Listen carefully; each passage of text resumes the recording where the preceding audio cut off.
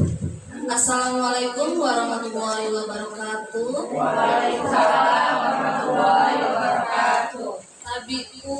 Ya, Bu. Alhamdulillahirabbil alamin. Wassalatu wassalamu ala asrofil anbiya'i wal mursalin wa ala alihi washabihi ajmain. Pada yang terhormat Ibu Kepala Sekolah SD Negeri 1 Tanjung Agung yang mewakili Bapak Ibu Dewan Guru, puji syukur kita panjatkan kehadiran Tuhan Yang Maha Esa pada sore hari ini kita bisa berkumpul di ruangan kita dalam acara Diseminasi Budaya Positif. Diseminasi Budaya Positif ini adalah tugas dari teman kita yang sedang mengikuti program Guru Penggerak Angkatan 11. Di sini ada dua teman kita yang sedang mengikuti CGP Angkatan 11, yaitu ada Ibu Puspita Satriati dan Ibu Erwin Astuti. Beliau berdua akan menyampaikan materi tentang budaya positif. Langsung saja untuk mempersingkat waktu, di sesi yang pertama ini akan disampaikan oleh Ibu Puspita. Kepada Ibu Puspita, saya persilakan.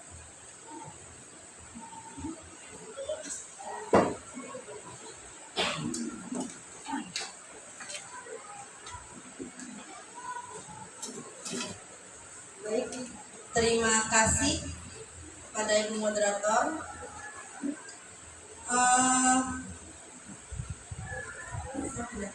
Ini ya, boleh. Sebelumnya, marilah kita buka kegiatan kita pada siang hari ini dengan melafazkan lafaz basmalah. Bismillahirrahmanirrahim. Baik, terima kasih.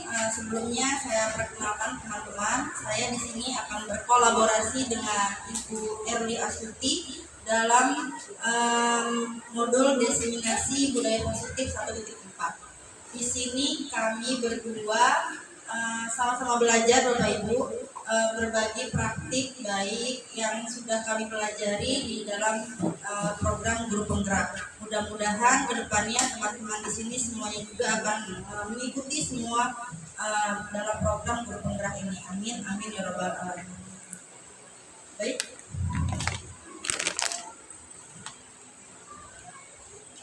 Sebelum kita masuk ke materi, saya boleh minta tolong kepada ibu-ibu semua berdiri. Kita ini kondisinya siang, sepertinya kita mengantuk. Supaya tidak mengantuk, kita akan melakukan diskusi sebentar. Boleh? Saya minta untuk berdiri. Ya, kita sepertinya sambil berjoget ya, nggak apa-apa ya. Ya boleh. Boleh saya contohkan dulu ya Bu. 1 ditambah 1 sama dengan 2. 2 ditambah 2 sama dengan 4. 4 ditambah 4 sama dengan 8. 8 ditambah 8 sama dengan 16. Oke, bisa ya Bapak Ibu ya? Tepuk tangan dulu buat kita yuk. Kita ulang ya. Oke, kita mulai 1, 2, 3. 1 ditambah 1 sama dengan 2. 2 ditambah 2 sama dengan 4. 4 ditambah 4 sama dengan 8. 8 ditambah 8 sama dengan 16. Oke, terima kasih Bapak Ibu. Tepuk tangan bagi kita semua. Baik, di sini saya akan membacakan presentasi hari ini. Di sini ada konsep inti dari budaya positif, yang mana yang pertama ada perubahan paradigma belajar, kemudian 2 ada disiplin positif, ketiga ada kebutuhan dasar manusia, motivasi perilaku manusia, ada nilai-nilai kebajikan, keyakinan kelas dan segitiga restitusi serta 5 posisi kontrol. Baik, dilanjutkan.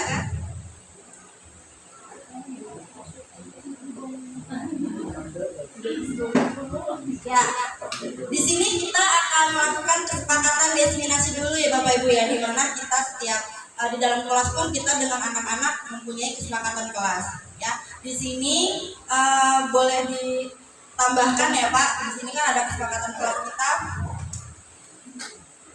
Satu, contohnya menghargai teman yang sedang berbicara. Kemudian boleh kita tambahkan.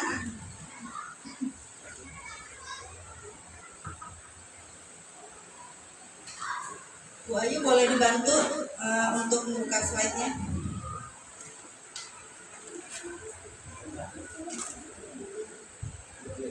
Ya teman-teman, apa kesepakatan kelas yang harus kita penuhi ini dalam kita berdiskusi?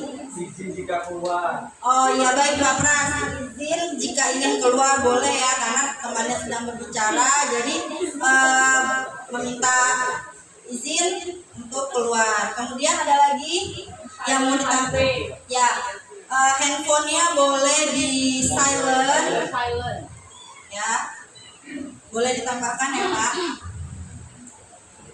HP di silent.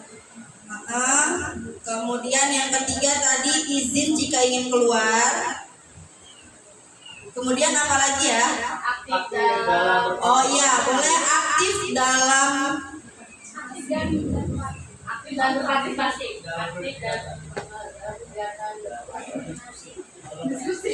dalam diskusi. Baik Bu Rika. Ya, ada lagi.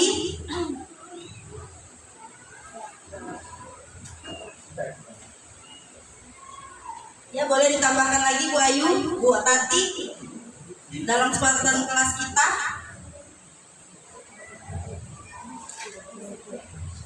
Disiplin apa ya? Disiplin waktu boleh.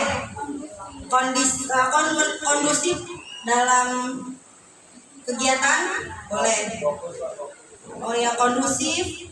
Yang keenam ada fokus dari Pak Edi. Ya. Baik. Ya, cukup Bapak Ibu? Cukup. Baiklah, ini kesepakatan diseminasi kita. Yang pertama ada menghargai teman yang sedang berbicara. Kemudian HP di silent. Ketiga, izin jika ingin keluar dari dalam ruangan ya. Kemudian aktif dalam berdiskusi. Kemudian kondusif dan fokus. Baik, dilanjutkan. Nah, di sini pembelajaran dengan paradigma baru, Bapak Ibu, teman-teman sekalian. Pembelajaran dengan paradigma baru merupakan pembelajaran yang dirancang berdasarkan prinsip pembelajaran berdiferensiasi, sehingga para peserta didik belajar sesuai kebutuhannya berdasarkan tahap perkembangan sesuai teori psikologi modern untuk mewujudkan profil pelajar Pancasila. Di mana profil Pancasila itu sendiri sama-sama sudah kita ketahui ya, ada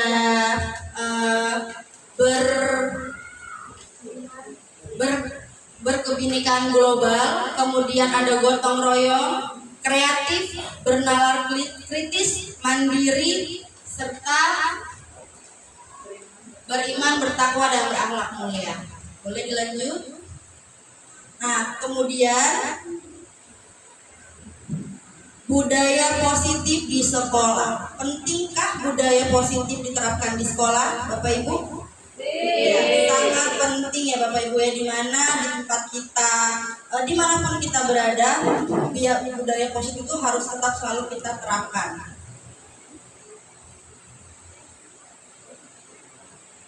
Nah, kemudian sekolah diibaratkan sebagai tanah tempat bercocok tanam, sehingga seorang guru perlu mengusahakan agar sekolah menjadi sebuah lingkungan yang menyenangkan, aman, nyaman untuk bertumbuh, serta dapat menjaga dan melindungi setiap murid dari hal-hal yang kurang bermanfaat atau bahkan mengganggu perkembangan potensi murid. Kemudian dengan demikian salah satu tanggung jawab seorang guru adalah bagaimana menciptakan suatu lingkungan positif yang terdiri dari warga sekolah yang saling mendukung, saling belajar, saling bekerja sama sehingga tercipta kebiasaan-kebiasaan baik. Kemudian dari kebiasaan-kebiasaan baik akan tumbuh menjadi karakter-karakter baik bagi warga sekolah. Pada akhirnya karakter baik itu akan menjadi kebiasaan dan akan membentuk sebuah kebudayaan positif. Dalam rangka menciptakan lingkungan positif, salah satu strategi yang perlu kita tinjau kembali adalah penerapan disiplin di sekolah kita. Apakah telah efektif? Apakah masih perlu ditinjau kembali? Dan apakah sesungguhnya arti dari disiplin itu sendiri? Lanjut, Pak. Nah, di sini makna dari kata disiplin itu tadi. Kata disiplin juga sering dihubungkan dengan hukuman, padahal itu sungguh berbeda ya Bapak Ibu ya. Karena belajar tentang disiplin positif tidak harus dengan memberi hukuman. Justru itu adalah salah satu alternatif terakhir dan bila perlu tidak digunakan sama sekali.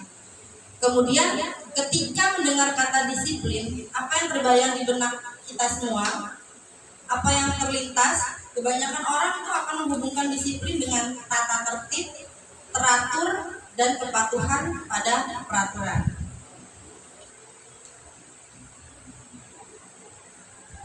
Misi. Nah, seseorang yang memiliki disiplin diri berarti kita bisa bertanggung jawab terhadap apa yang dilakukan karena mereka mendasarkan tindakan mereka pada nilai-nilai kebajikan universal. Sebagai pendidik, tujuan kita adalah menciptakan anak-anak yang memiliki disiplin diri sehingga mereka bisa berperilaku dengan mengacu pada nilai-nilai kebajikan universal dan memiliki motivasi intrinsik bukan ekstrinsik.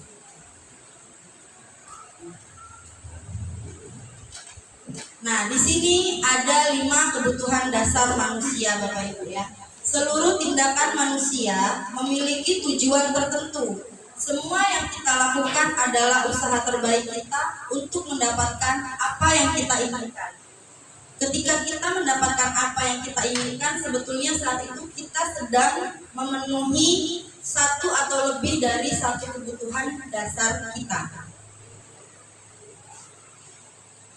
Jadi dari 5 kebutuhan dasar manusia, yang pertama itu ada bertahan hidup, kemudian ada penguasaan, kasih sayang dan rasa ingin diterima, 4 kesenangan, dan yang kelima yaitu kebebasan.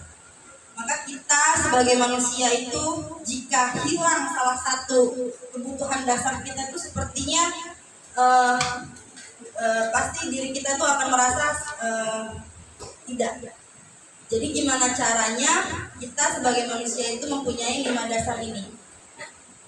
Dimana yang bertahan hidup kita perlu seperti tempat tinggal, keamanan, kesehatan, makan ya Bapak Ibu ya.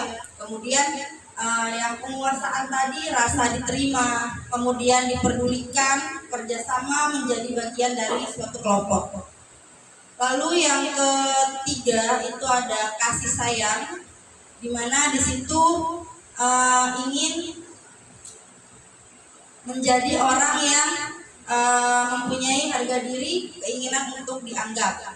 Kemudian ada kesenangan dan juga ada kebebasan.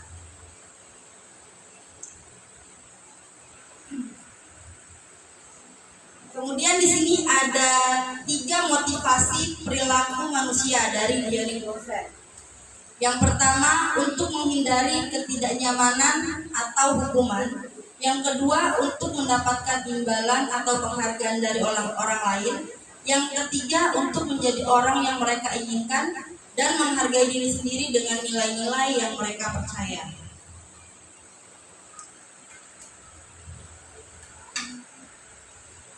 Nah, selanjutnya Bapak Ibu di sini ada nilai-nilai kebajikan. Di mana nilai-nilai kebajikan itu ada yang pertama yaitu dengan profil pelajar Pancasila, beramal, beriman dan bertakwa kepada Tuhan Yang Maha Esa, berakhlak mulia, berkebinekaan global, gotong royong, mandiri, kreatif dan bernalar kritis. Kemudian dari IBO Primary Years Program PAP yaitu toleransi, rasa hormat, integritas mandiri, menghargai, antusias, empati, dan lain-lain. Kemudian ada 9 pilar karakter, cinta Tuhan dan segenap ciptaannya, kemandirian dan tanggung jawab, kejujuran, amanah, diplomatis, hormat dan santun, serta yang lainnya. Dan nilai-nilai kebajikan yang kita rasa penting. Kemudian di sini ada teori motivasi hukuman dan penghargaan serta restitusi. Di mana teori motivasi hukuman dan penghargaan restitusi, terkadang kita melakukan sesuatu karena kita menghindari rasa sakit atau ketidaknyamanan. Terkadang kita juga melakukan sesuatu untuk mendapatkan apa yang kita mau. Nah, di sini ada perbedaan Bapak dan Ibu, teman-teman. Perbedaan di sini ada contoh seorang siswa yang tidak mengerjakan tugas. Hukuman, konsekuensi dan restitusinya Bapak Ibu ya. Hukuman untuk anak tersebut misalnya guru menghukum dengan lari lapangan 10 kali, kemudian guru marah dan murid merasa takut. Sedangkan kalau kita menggunakan konsekuensi, maka ketika anak itu membuat kesalahan, kita balikkan konsekuensinya, yaitu guru memberikan konsekuensi untuk mengerjakan pada jam istirahat. Lalu guru tegas murid menghormati peraturan. Nah, kemudian dengan restitusi berarti guru menanyakan kepada siswa untuk membantu menyelesaikan masalah muridnya. Kemudian guru terbuka dan siswa menghormati dirinya dan orang lain. Nah, di sini ya Bapak Ibu ya. Di sini ada tindakan guru nih Bapak Ibu. Saya di sini masih kosong kan, ada hukuman atau konsekuensi. Saya ingin bertanya dengan teman-teman sekalian.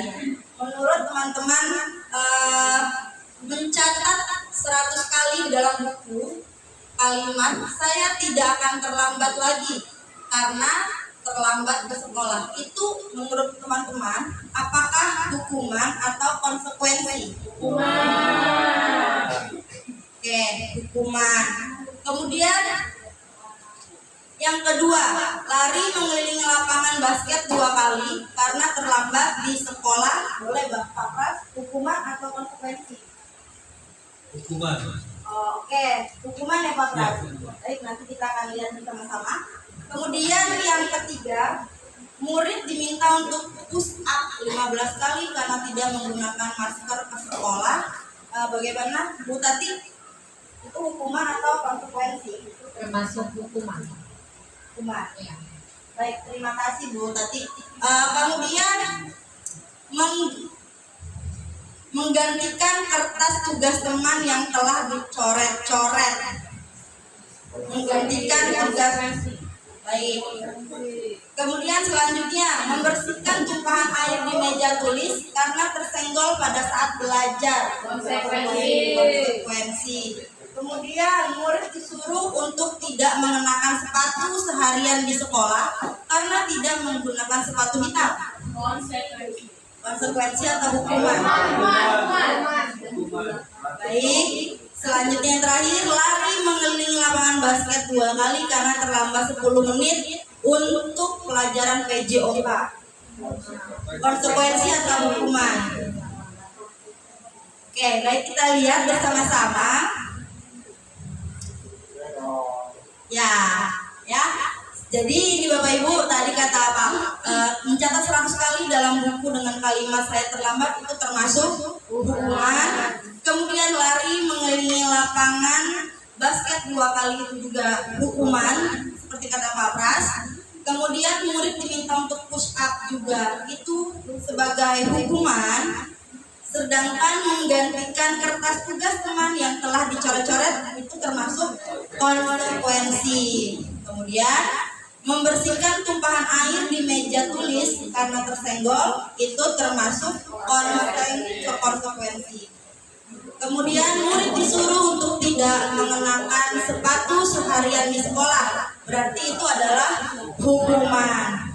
Yang terakhir, lari mengelilingi lapangan basket 2 kali karena terlambat untuk pelajaran PJOK itu termasuk, ya terima kasih, boleh dilanjut. Nah, sekarang di sini ada pengertian hukuman dan konsekuensi ya Bapak Ibu ya. Di mana hukuman bersifat tidak terencana atau tiba-tiba. Kemudian anak atau murid tidak tahu apa yang akan terjadi dan tidak dilibatkan. Kemudian hukuman bersifat satu arah dari pihak guru yang memberikan murid hanya menerima suatu hukuman tanpa melalui suatu kesepakatan atau pengarahan dari pihak guru, baik sebelum atau sesudahnya. Kemudian hukuman yang diberikan bisa berupa fisik maupun psikis. Murid anak disakiti oleh suatu perbuatan atau kata-kata. Sedangkan jika konsekuensi yaitu sudah terencana atau sudah kita sepakati bersama. Kemudian pada konsekuensi murid tetap dibuat tidak nyaman untuk jangka waktu yang pendek. Kemudian konsekuensi biasanya diberikan berdasarkan suatu data yang umumnya dapat diukur. Lalu sikap guru di sini senantiasa memonitor murid.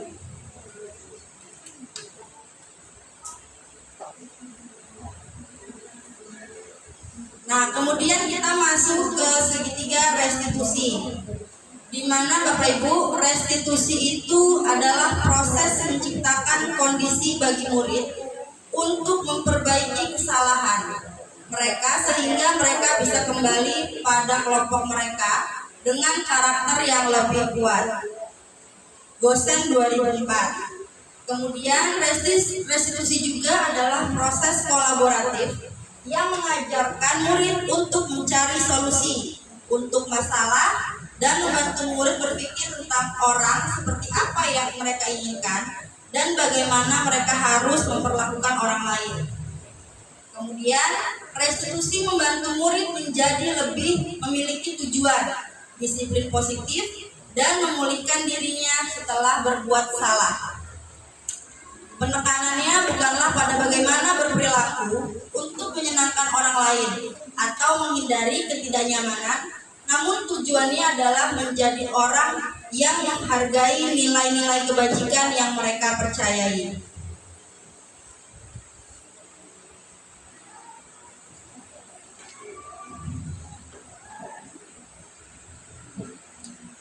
Nah, selanjutnya dengan segitiga restitusi tadi, Bapak Ibu, ketika kita mendapatkan suatu permasalahan, ya, kita sebaiknya menggunakan segitiga restitusi itu tadi, di mana pertama kita bisa menstabilkan identitas dulu, di mana berdasarkan prinsip membuat kesalahan adalah bagian dari proses pembelajaran. Kemudian yang kedua, kita validasi tindakan yang salah. Berdasarkan prinsip setiap perilaku berupaya memenuhi suatu kebutuhan tertentu. Jadi kita validasi dulu permasalahan apa yang anak-anak itu perbuat. Kemudian yang ketiga, kita menanyakan keyakinan kelas. Berdasarkan prinsip teori kontrol bahwa ada dasarnya kita termotivasi secara intrinsik. Nah, dari segitiga restitusi ini Bapak dan Ibu, misalnya seperti ini. Jika ada anak kita yang bertengkar dalam kelas Bapak dan Ibu, nah, kemudian mereka berantem atau berkelahi di kelas. Kita sebagai guru tidak bisa langsung marah terhadap anak itu, tapi kita bisa panggil anaknya, kita stabilkan dulu identitas, yaitu dengan menstabilkan dirinya. Kita tanya, kenapa kamu berbuat seperti ini? Permasalahannya apa? Nah, kemudian validasi tindakan yang salahnya. Apa yang membuat mereka itu sampai bertengkar? Misalnya, iya Bu, dia mencontek pekerjaan saya. Selalu mencontek pekerjaan saya, Bu. Saya inginnya dia bekerja sendiri, tidak selalu mencontek pekerjaan saya. Nah, sehingga terjadilah keributan. Tujuan temannya tadi tidak memberi contekan juga sebenarnya bagus gitu ya Bapak dan Ibu. Cuman kita tetap balik lagi ke segitiga restitusi tadi. Nah, setelah itu kita akan menanyakan keyakinan kelas. Keyakinan kelas apa yang sudah dilanggar oleh anak-anak tersebut. Kemudian dengan menanyakan keyakinan kelas, setelah keyakinan kelasnya sudah diyakini dia merasa melanggar, kemudian keyakinan kelasnya harus apa nih yang dia perbaiki. Nah, jadi sehingga kita mendapatkan solusi, tidak perlu kita marah dengan murid atau kata yang tidak baik juga. Ya, kita bisa menggunakan segitiga restitusi.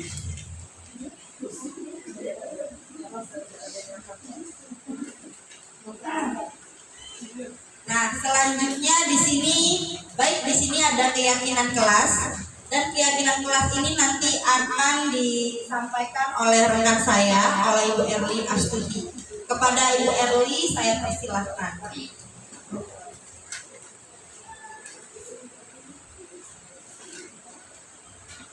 Assalamualaikum warahmatullahi wabarakatuh.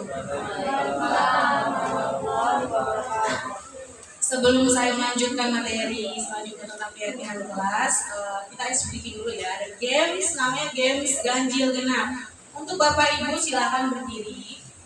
Ini berpasangan ya, berpasangan ya Bapak Ibu. Jadi hadap-hadapan. Ya. Tentukan siapa yang ganjil, tentukan siapa yang genap. Oke. Boleh. Kalau ganjil kan tahu kan angkanya 1, 3 ya seterusnya. Kalau genap ya 2.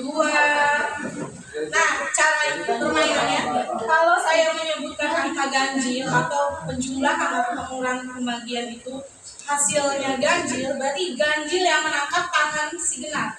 Ganjil kalian ya terserah. Kalian tentukan ya yang ganjil yang genapnya. Iya. Jadi si ganjil misalnya 1 misalnya saya tentukan. Saya contohkan ya. Ibu ganjil apa saya genap? Genap. Saya ganjil. 1. Saya untuk si ibu ini harus menghindar, jangan sampai tertangkap ya.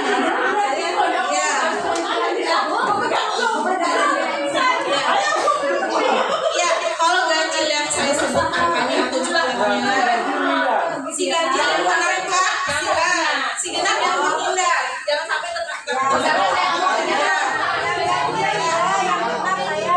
berarti ganjil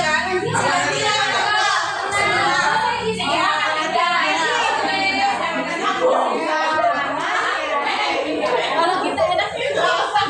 Ini nggak mesti saya menyebutkan angkanya saja ya. Misalnya penjumlahan 1 tambah 3 kan? Ya kan? Ya. Ya. Oke. Sudah mulai? Siap? Siap? Sudah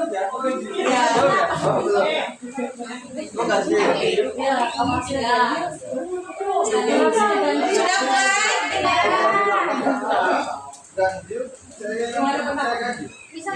21 dibagi 7.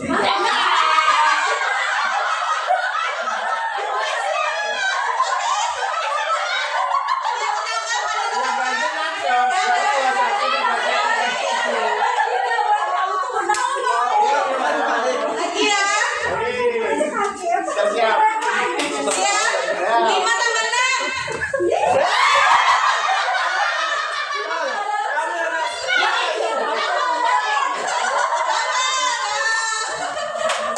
Lagi ya?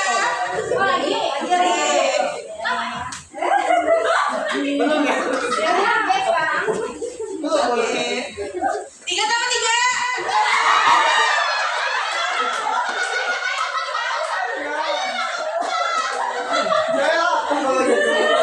Oke, terima kasih Bapak Ibu.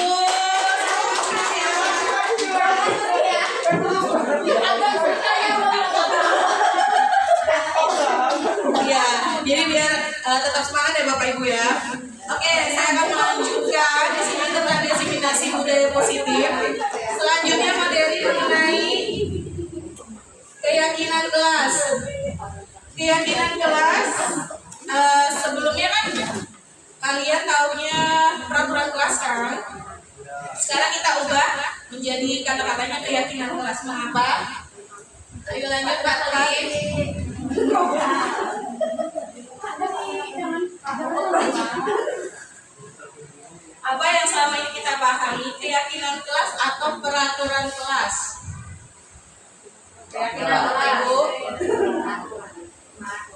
Awalnya peraturan keyakinan. Ya, sekarang harus diubah menjadi keyakinan kelas. Kenapa? Waktu itu peraturan kelas. Apa perbedaannya? Beda. Dari segi Kalau keyakinan itu kan diskusi kebenaran. ya benar. Kebenaran itu diskusi. Ya. Betul sekali Bu Ade.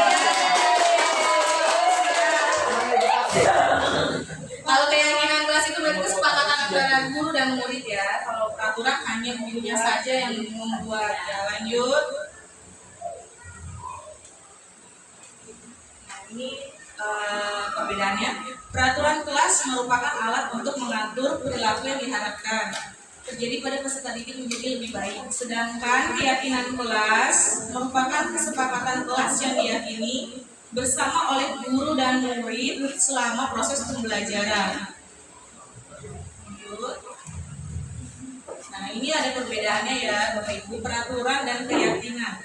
Jika peraturan itu ada kata-kata negatifnya, misalnya dilarang mencoret-coret meja dan bangku, dilarang berkelahi, jangan membuang sampah sembarangan. Jadi itu ada kata-kata negatif. Sebaliknya kata-kata negatif itu harus dihindari atau dibuang.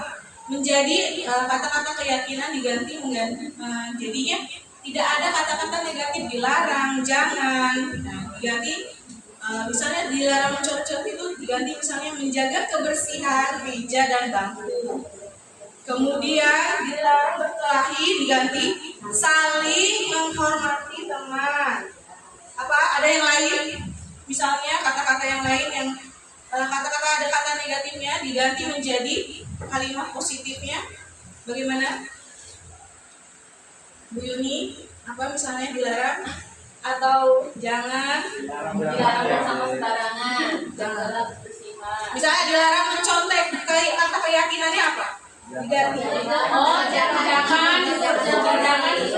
Kerjakan sendiri, mandiri, jangan jujur ya. Jadi harus ada kalimat positifnya diganti ya, jadi menjadi keyakinan. Itu perbedaannya. Lanjut.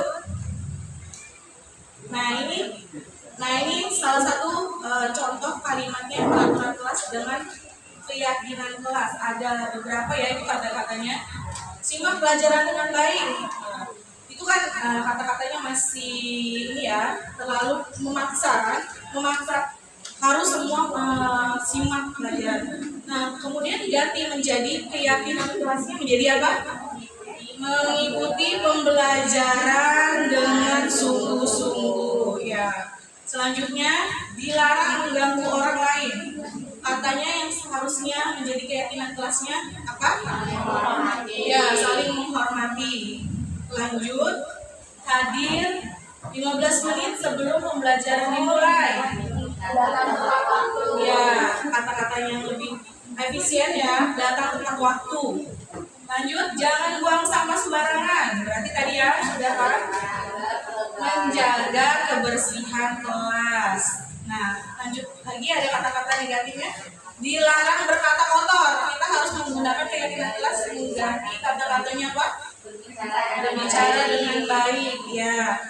Lanjut lagi dengan berlari-lari. Jangan berlari-lari di koridor. Diganti menjadi Berjalan dengan baik. jalan dengan baik. Dan selanjutnya beri salam pada guru dan orang lain. Nah, diganti kata-katanya menjadi menyapa guru dan orang lain.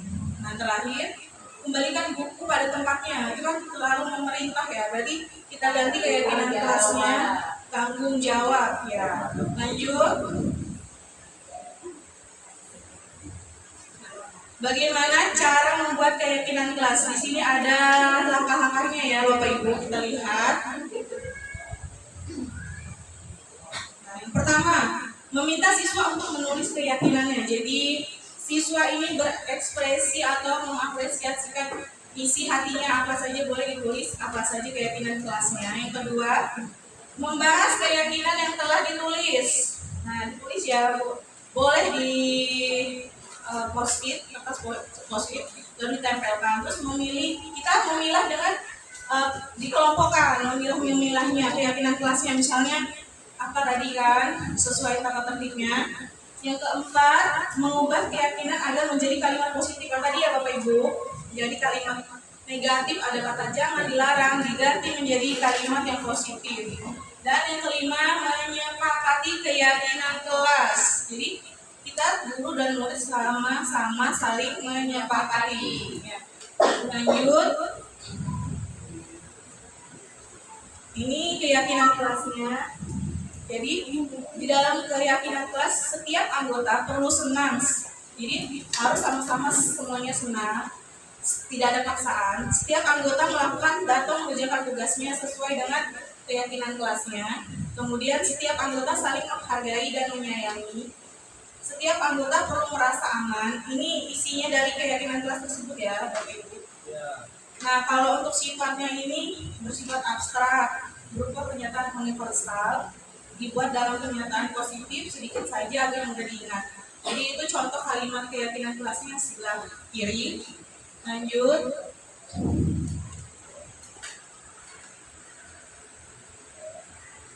Ini lanjut materi selanjutnya tentang teori kontrol Dr. William Glasser.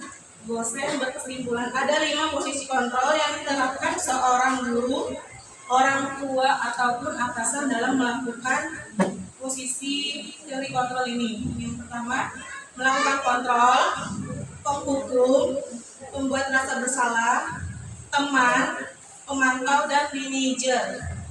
Lanjut. Posisi kontrol apa aku? Kamu tidak pernah benar melakukan sekarang keliling lapangan 3 kali. Itu apa? Masuk posisi kontrol apa? Ya, penghukum ya, karena suruh keliling lapangan 3 kali. Lanjut.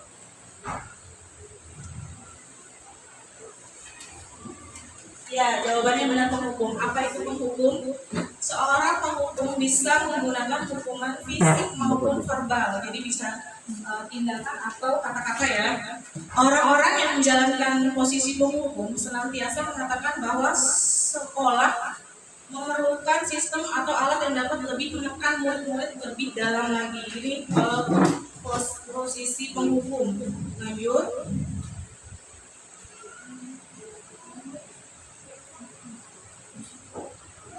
Nah, sekarang posisi kontrol. Apakah aku? Kira-kira bagaimana kamu akan memperbaiki masalah ini? Tadi ada berapa posisi kontrol Bapak Ibu? Ya, ini sebagai apa yang kira-kira bagaimana kamu akan memperbaiki masalah ini? Rasa bersalah atau teman atau manajer, penghukum. Kira-kira bagaimana kamu akan memperbaiki masalah ini? Rasa bersalah. Alasannya apa? Pilih. Silakan. Alasannya apa? Dan misalnya posisi kontrol apa? Kira-kira bagaimana kamu akan memperbaiki masalah ini? Menurut saya itu posisi kontrol sebagai teman. Alasannya Bu? Alasannya karena bahasa dia, apakah kamu akan memperbaiki masalah kamu? Jadi dia itu mengajak siswanya itu, mengajak muridnya itu untuk memperbaiki kesalahannya. Dari bahasanya seperti posisi kontrol guru sebagai teman. Dari Bu Fili tentang merasa bersalah ya. Posisi kontrol sebagai teman. Coba kita lihat.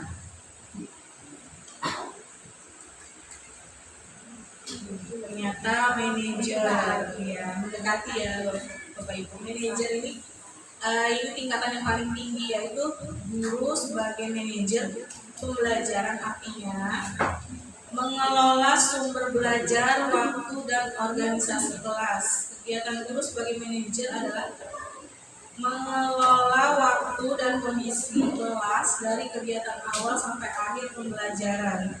Jadi sebagai manajer kita memanage atau mengatur waktunya dari pembelajaran awal hingga akhir sesuai dengan posisi kontrol yang kita kita laksanakan ya. Lanjut.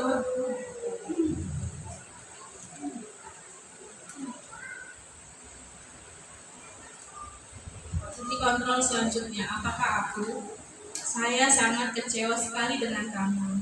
Ya, Bapak Ibu, apa jawabannya? Merasa bersalah. Iya Bu Ayu, buat merasa bersalah. Alasannya Bu Ayu?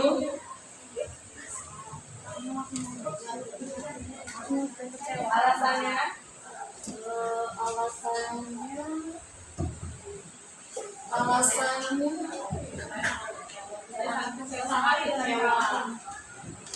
ya posisi di membuat merasa bersalah karena dia seperti menyalahkan gitu loh.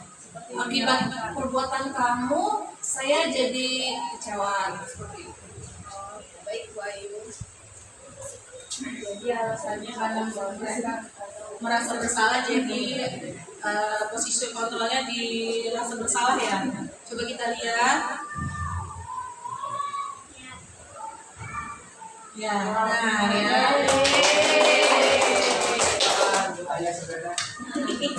Membuat merasa bersalah. Ya, penjelasannya pada posisi ini biasanya guru akan bersuara lebih lembut. Membuat rasa bersalah akan menggunakan keheningan yang membuat orang lain merasa tidak nyaman, bersalah atau rendah diri. Jadi kita dengan dari hati ke hati ya. Jadi anak murid itu merasa bersalah itu dia mengungkapkannya dari hati. Jadi membuat merasa bersalah. Jadi kita menanyakannya itu memang dari hati, tidak mengejas. Jadi salah atau tidak dari kata-kata, misalnya contohnya misalnya tidur di kelas. Nah, kita tanyakan terlebih dahulu, apakah kamu merasa bersalah jika misalnya tidur di kelas saat jam pelajaran? Ya Bu, pastikan jawabannya karena apa? Karena dia sama saja tidak menghargai guru yang sedang mengajarkan di kelasnya. Lanjut.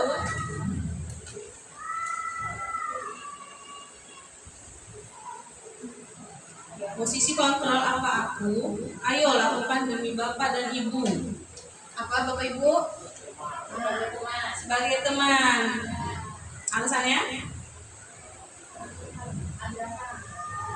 Ada ajakan dan pendekatan ya, pendekatan ayo lakukan demi Bapak Ibu. Ayo kita lihat.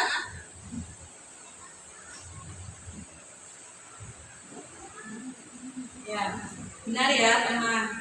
Penjelasannya, guru pada posisi ini tidak akan menyakiti murid, namun akan tetap berupaya mengontrol murid melalui persuasi. Persuasi itu ajakan ya, Bapak Ibu. Jadi posisi teman pada guru bisa negatif ataupun positif. Positif dalam di sini berupa hubungan baik yang terjalin antara guru dan murid yang melalui persuasi, pendekatan atau ajakan. Jadi kita menggunakan kata-kata ayo, jadi ada kata-kata memberi semangat pada murid. Lanjut.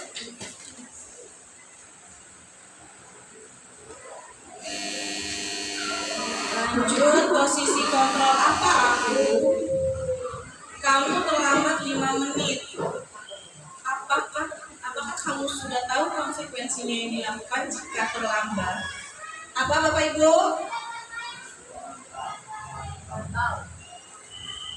Memantau. Alasannya?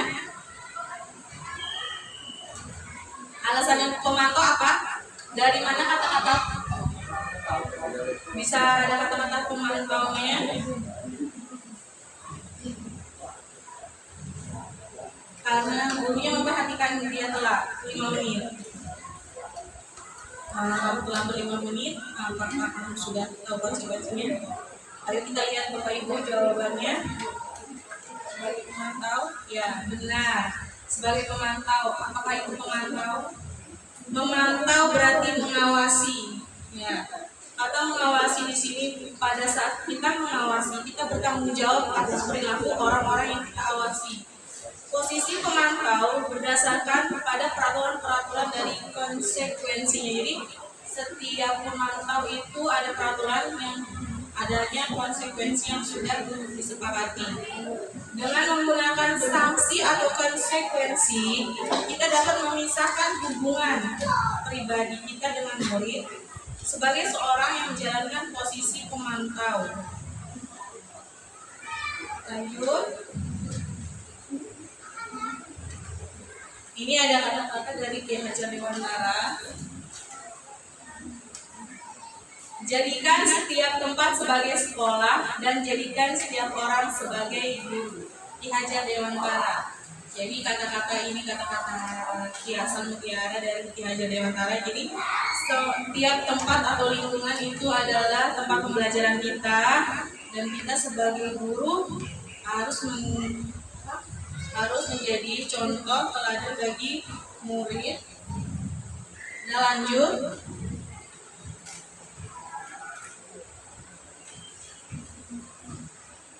Ini untuk kata-kata terakhirnya. Selamat menerapkan budaya positif di sekolah tentang bergerak, dan menggerakkan.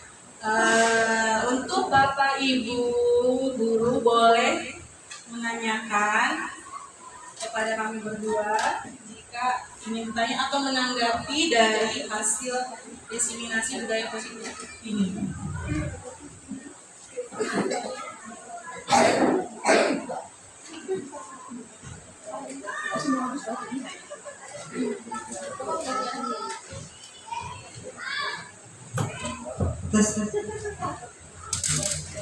Baik, terima kasih teman-teman. Sebelum kita lanjut diskusi tanya jawab, kita ice breaking lagi. Kayaknya sudah mulai agak ini ya, semakin siang mungkin teman-teman ya. Boleh teman-teman kita berdiri dulu semuanya, mengencangkan otot-ototnya. Boleh semangat ya Bapak Ibu ya. Oh baik, kita bakal berjoget kembali. Boleh Bapak dipimpin ya. Ada yang tahu kan lagu yang ice breaking? Tangan ke depan. Oke, kita nyanyi bareng-bareng ya teman-teman ya.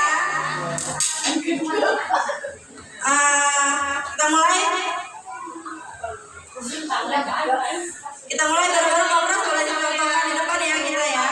Oke. Ya di sini aja bareng-bareng Pak Pras, boleh. Yuk.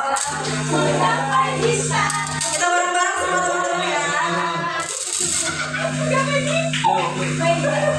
Satu, dua, tiga. Tangan ke atas menggapai bintang, tangan ke samping burung yang terbang, tangan ke depan ikat berenang, duduk yang rapi siap berdoa, putar-putar tangan diputar, lunggu-lunggu tangan digulung, putar-putar bawah.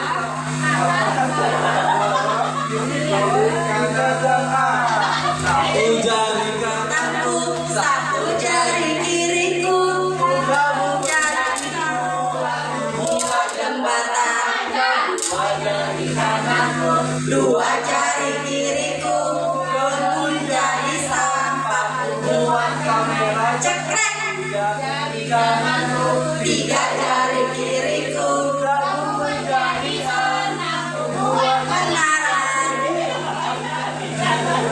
empat jari kiriku juga menjadi satu tanganku, lima jari kiriku berdoa. Terima kasih buat teman-teman.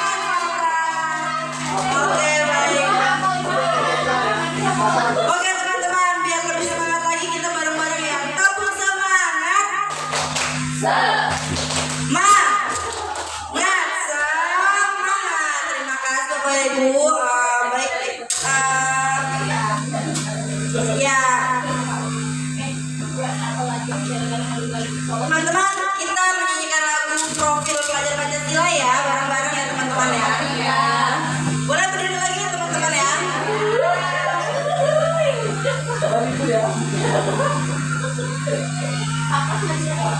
Ayo Bu Ayu, boleh di sini Bu Ayu biar bisa bareng-bareng sama kita Bu Ayu.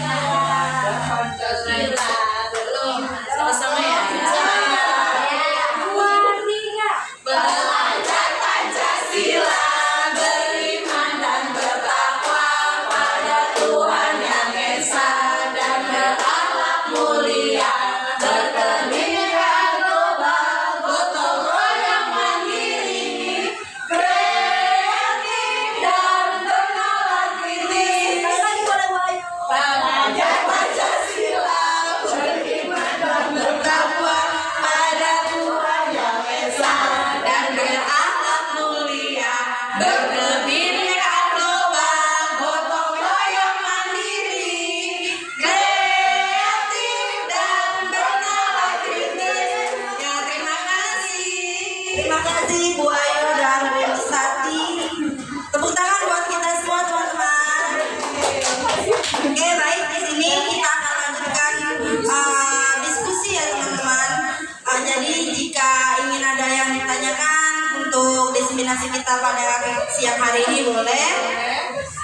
Nanti akan bisa kami jawab. Kita sama-sama belajar kepada Ibu. Jadi kami harapkan diskusi ini bisa untuk berkelanjutan dan bisa kita gunakan dan kita terapkan di sekolah kita. Baik, kami persilakan. Boleh bercerita tentang pengalamannya, tentang menghadapi anak-anaknya, bagaimana membuatnya, silakan. Apa ada kesulitan?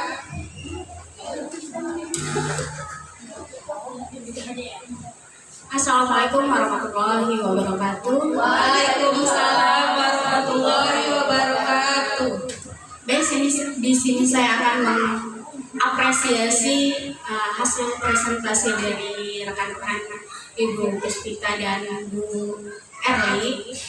Saya sangat apresiasi penampilan ibu-ibu sekalian, sangat penuntun dan saling berkesinambungan antar materi satu sama lainnya. Yang ingin saya tanyakan adalah di sini tadi ada materi 5 kebutuhan dasar manusia. Nah, itu bisa kita pakai untuk seluruhnya, tidak pada posisi di kelas sama murid gitu. Nah, yang ingin saya tanyakan adalah pada kejadian misal pada posisi seorang guru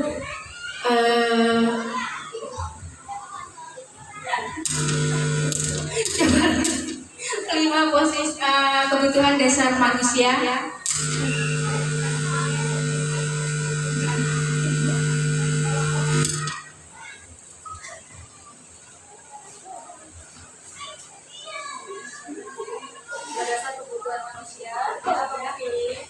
lima kebutuhan dasar manusia ini contohnya yang seperti apa?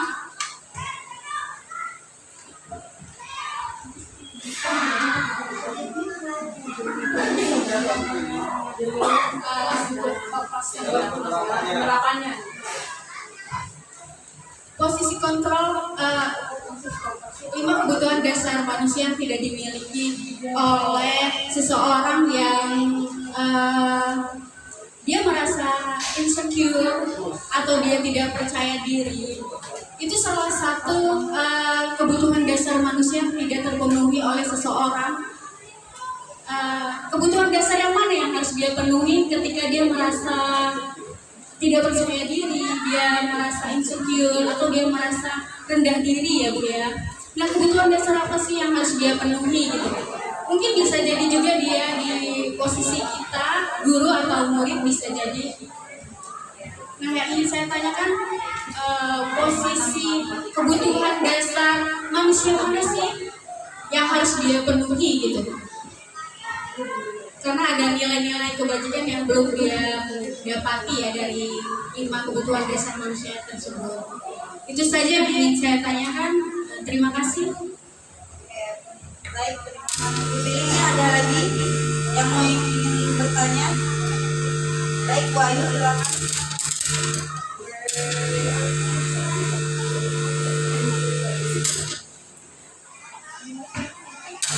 Silakan Bu Ayu. Terima kasih.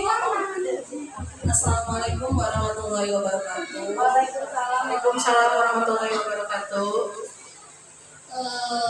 Saya mau bertanya.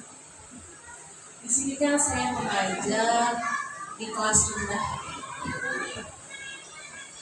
Banyak sekali yang saya temui. Siswa ini masih banyak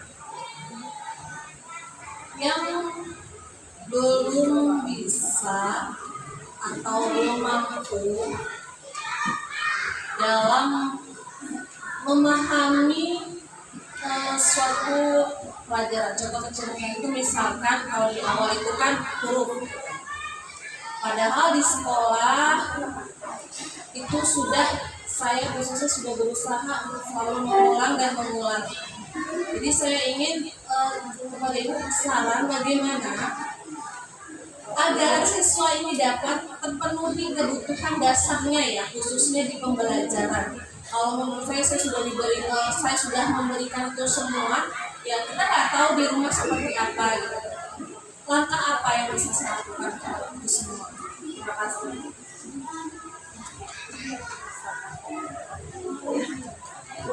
Baik, terima kasih untuk Ibu Ayu Rahayu pertanyaannya. Kemudian akan dilanjutkan oleh pertanyaannya oleh Pak Pras.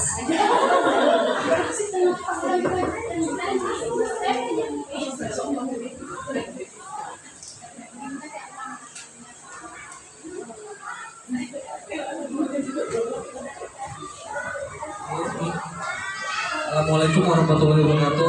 Saya ingin bertanya tentang ada salah satu anak murid yang di kelas tapi dia antara kebutuhan khusus atau tidak.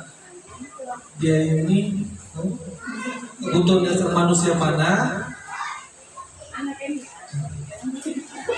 Ya bagaimana anaknya? Saya tambahin ya. Pak Pras, tentu anaknya itu seperti ini. Misalkan dia itu kita belum menjelaskan sesuatu, tapi anak itu sudah ke depan sudah bertanya terlebih dahulu. Sedangkan misalkan saya memberikan tugas, belum selesai kita ngomong tugasnya itu apa, dia sudah bertanya yang lain. Nah begitu. Nah itu masuk di 5 kebutuhan dasar yang mana dia yang perlu dipenuhi, itu yang mana? Gitu ya. Terima kasih. Assalamualaikum. Baik, terima kasih buat Pertanyaan dari Bu Rika dan Pak Pras. Baik, di sini saya akan mencoba menjawab atau kita akan mulai berdiskusi tentang pertanyaan dari Bu Fili ya. Tadi Bu Fili bertanya tentang anak yang mempunyai perasaan yang insecure ya Bu ya, berarti kurang percaya diri, kebutuhan dasarnya. Pertanyaannya tadi kebutuhan dasar apa yang harus Dipenuhi ya. baik. Kalau menurut saya nanti boleh ditambahkan juga oleh Ferli. Jadi kebutuhan yang harus bisa kita berikan terhadap anak yang kurang merasa percaya diri itu mungkin ada di kasih sayang dan rasa diterima ya Bu ya. Dimana kadang-kadang anak-anak itu kan kelas itu biasanya gini, ada anak yang sudah bisa, ada anak yang sangat baik, kemudian ada yang cukup, ada yang kurang. Nah kemudian jika kita sebagai guru, kadang-kadang kita di kelas itu bisa berpikir anak-anak yang bisa kita kasih selalu jempol misalnya, tapi ketika anak itu yang kurang, kita mungkin sudah merasa aduh anak ini pasti belum selesai lagi nih.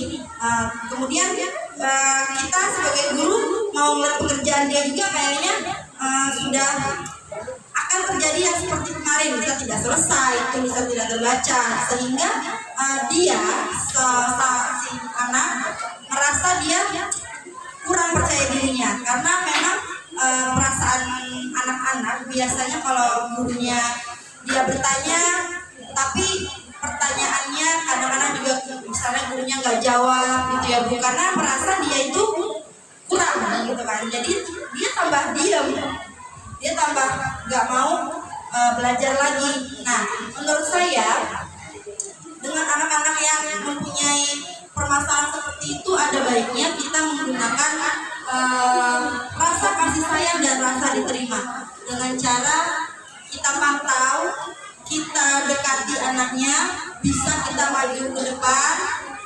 Memang akan terlihat seperti kita memfokuskan ke anak tersebut ya Bu ya, tetapi memang pengerjaan atau pengayaan kita kepada anak tersebut itu supaya anak itu merasa oh saya nggak bisa nih tapi guru saya mau mendampingi saya, sehingga dia mempunyai motivasi di diri dia, dan kita bisa bilang misalnya ya Bu ya, ayo Alan bisa, padahal dia sebenarnya memang nggak bisa, tapi kita kasih dia motivasi, kasih dia rasa percaya diri agar dia merasa saya dihargai oleh guru saya, sehingga dia tidak merasa udah saya nggak bisa, terus saya nggak diperdulikan dengan guru saya, kemudian kemudian teman-teman saya juga tidak mau membantu saya, berarti kita sebagai guru yang harus masuk ke dalam dunia dia. Apa sih yang kurang tentang dia gitu kan.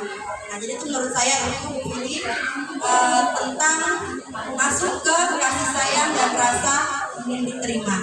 Itu bagaimana Bu Fili? Ya, jawabannya saya sangat luas.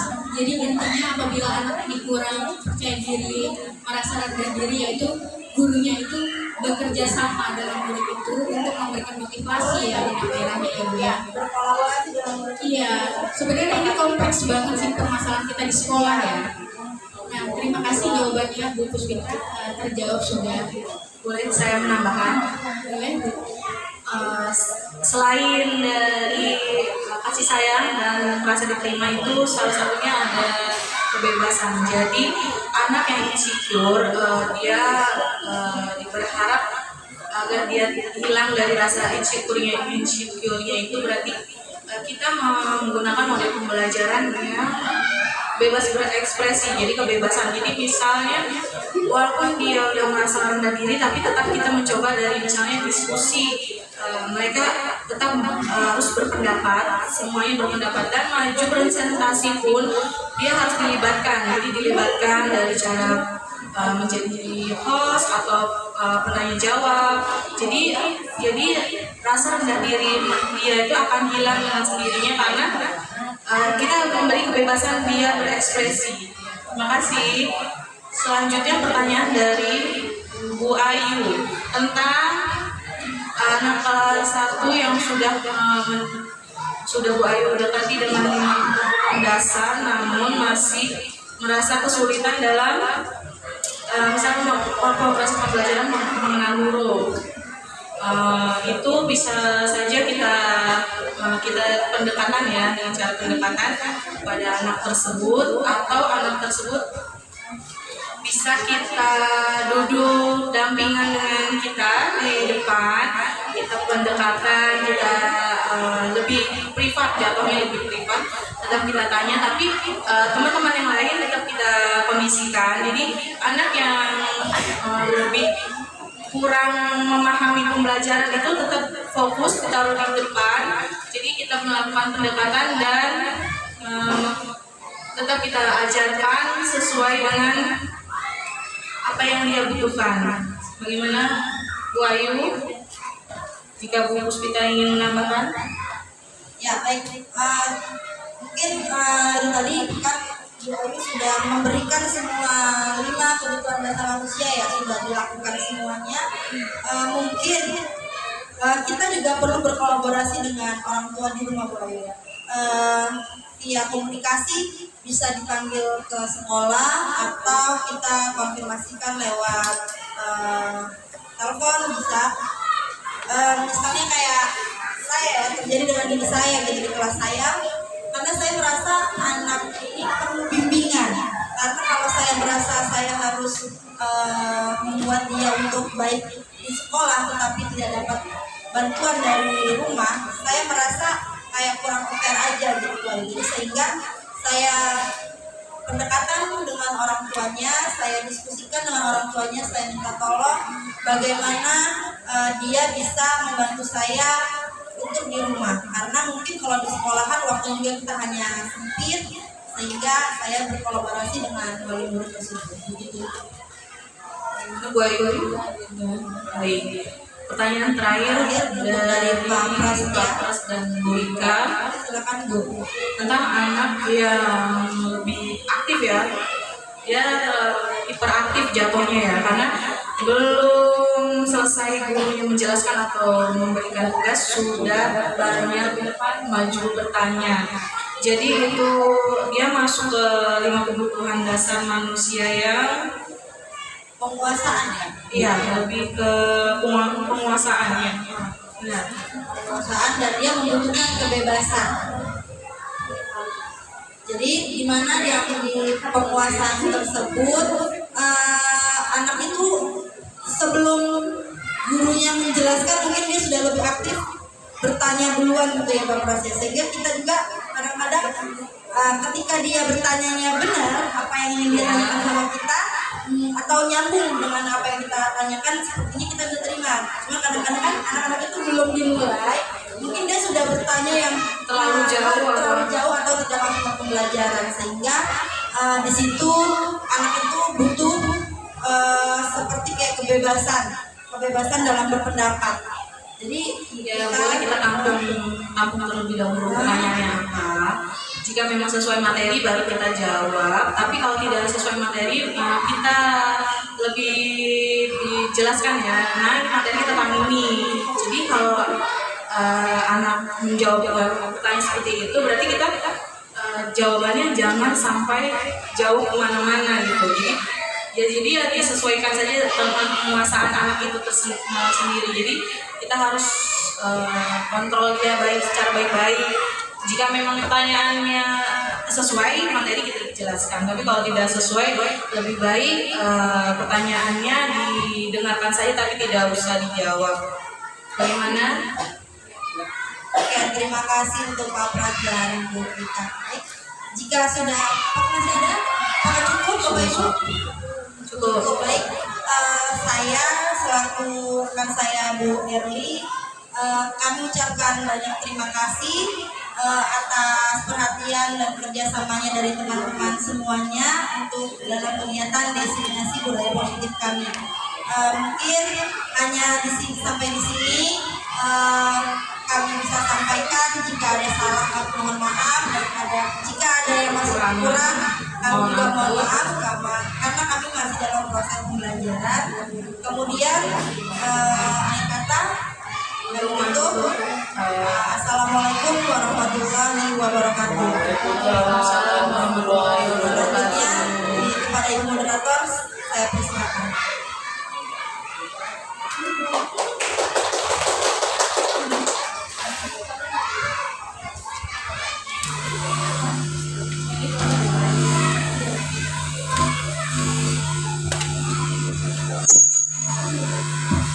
Terima kasih kepada Ibu Erli dan Ibu Puspita yang telah memberikan ilmu untuk kita semua. Praktik baik yang sudah Ibu Erli dan Ibu Puspita dapatkan di guru penggerak. Semoga apa yang Bu Puspita sampaikan dan Bu Erli sampaikan bisa kita laksanakan di sekolah kita dengan baik, bisa merubah sekolah kita menjadi yang lebih baik. Terima kasih kepada Bapak Ibu. Saya selaku pembawa acara mohon maaf jika ada kata-kata saya yang tidak berkenan. Saya akhiri. Wassalamualaikum warahmatullahi wabarakatuh.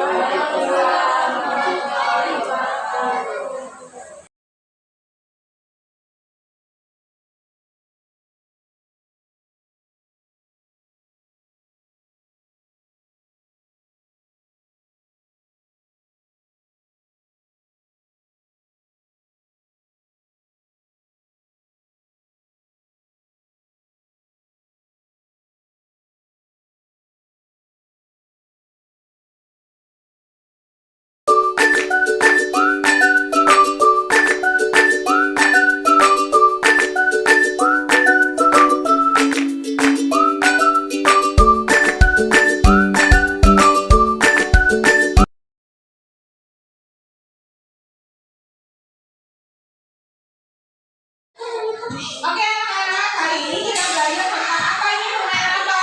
Lari kuda. Ya, ada yang pernah melakukan permainan lari kuda? Apa manfaatnya? Waalaikumsalam. Ya, Rinaldo, kamu telat. Ya sudah, duduk, silakan duduk. Nanti jelaskan saat jam istirahat ya.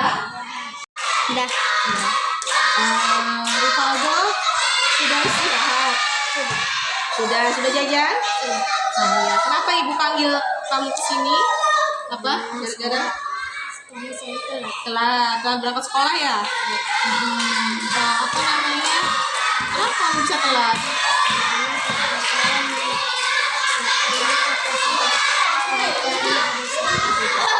Rumah kamu di mana?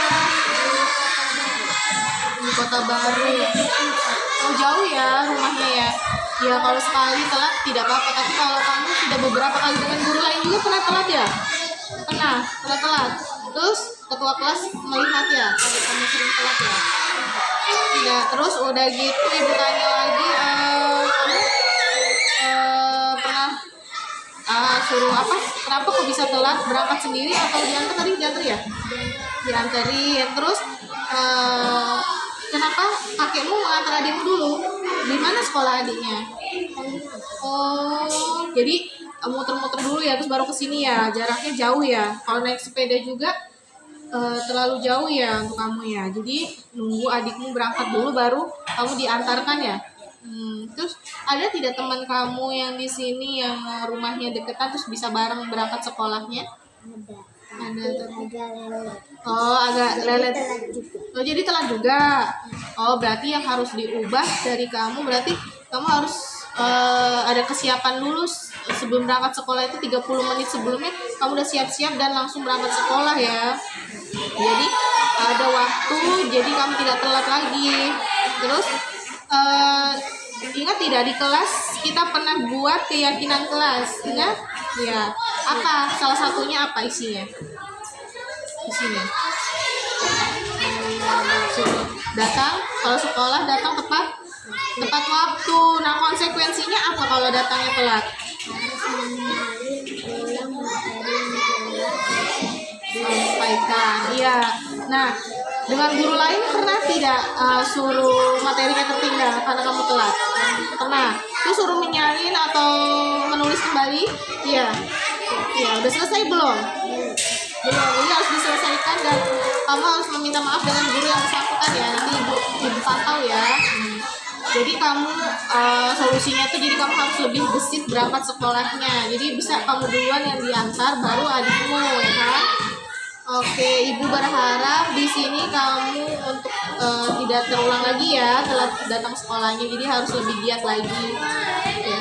Ya, oke. Nah. Assalamualaikum warahmatullahi wabarakatuh. Perkenalkan nama saya Rizky Rivaldo. Saya kelas 3C. Saya murid Bu Erlis. Saya mendapatkan kasus saya terlambat ke sekolah. Saya diberi solusi pada Bu Erlis. Saya merasa nyaman dan tenang. Terima kasih Bu Erli.